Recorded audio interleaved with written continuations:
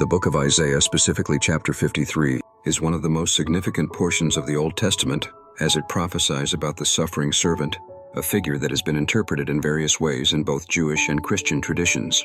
Verses 4 and 5 are particularly important, as they describe the suffering and pains that this servant bears for the benefit of others.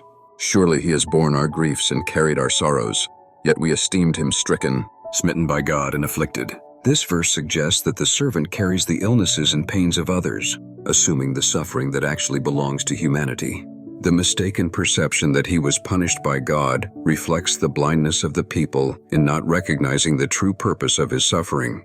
This passage has been interpreted by Christians as a reference to Jesus Christ, who bore the sins of humanity on the cross. 5 continues, "But he was wounded for our transgressions. He was bruised for our iniquities. The chastisement for our peace was upon him, and by his stripes we are healed."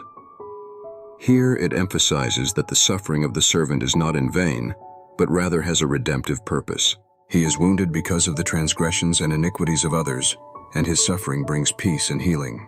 In Christian theology, this is seen as a prophecy of Christ's sacrifice, who was crucified to redeem humanity from its sins. In Judaism, this passage is often interpreted differently, viewing it as a metaphor for the suffering of the people of Israel throughout history, or as a future Messiah who would bring redemption and peace. These verses from Isaiah 53 highlight the theme of vicarious suffering, where the pain of one can result in the healing and redemption of many. The interpretation of this passage varies among different religious traditions, but its central message about sacrifice and redemption remains deeply significant.